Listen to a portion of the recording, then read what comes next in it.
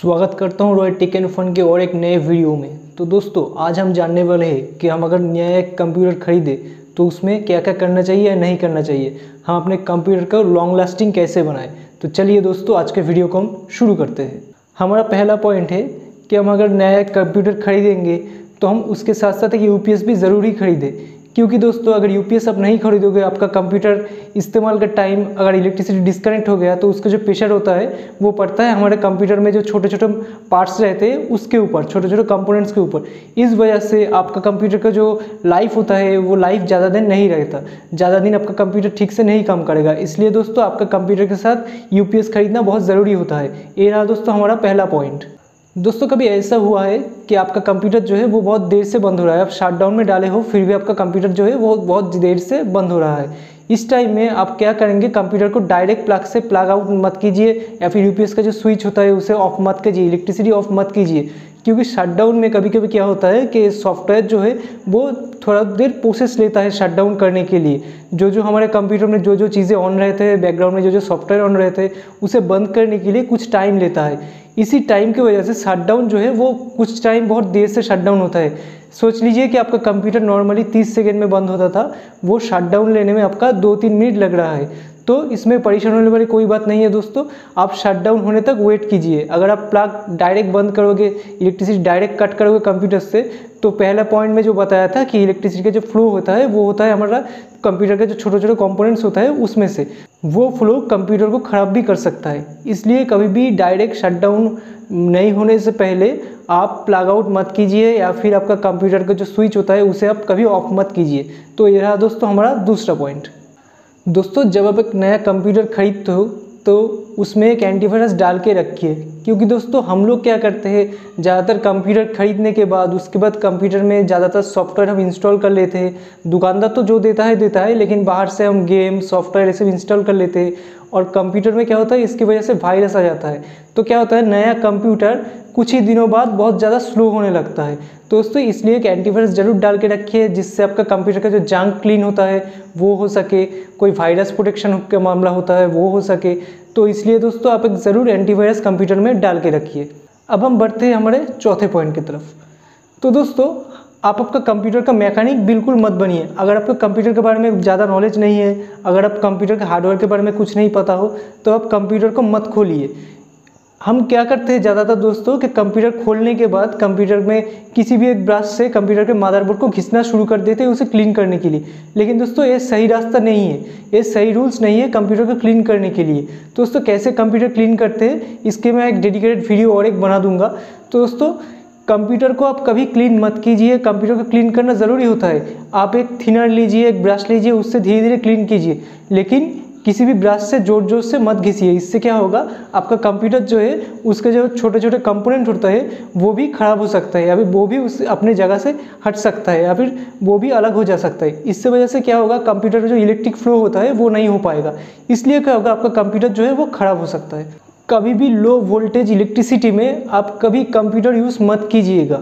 इससे क्या होगा, कंप्यूटर का जो इलेक्ट्रिक फ्लो है वो बहुत लो वोल्टेज में जाएगा। इसकी वजह से क्या होगा, पहले तो देखेंगे कंप्यूटर ठीक ठाक चल रहा है या फिर ख़राब भी हो सकता है, लेकिन बाद में वो ख़राब होगा या फिर उसका जो लाइफ होता है वो बहुत घट जाएगा। दोस्तों कभी भी लो वोल्टेज या फिर वोल्टेज अप डाउन हो रहा है उस टाइम में आप कंप्यूटर कभी मत यूज़ कीजिए, कंप्यूटर को अपना शट डाउन कर दीजिए।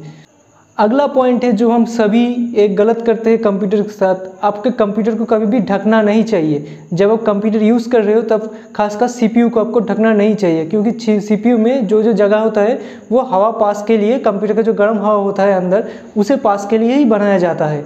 या फिर आपका जो एसएमपीएस होता है या फिर हमारा जो प्रोसेसर का फ़ैन होता है ये घूमता है, इसलिए क्या होता है, जो गर्म हवा होता है वो बाहर निकलने के लिए वो वेंटिलेशन सिस्टम किया जाता है। तो दोस्तों वो कभी ढकना नहीं चाहिए, क्योंकि जितना खुला होगा वेंटिलेशन सिस्टम उतना ही कंप्यूटर का जो गर्मी होता है वो बाहर निकल जाएगा।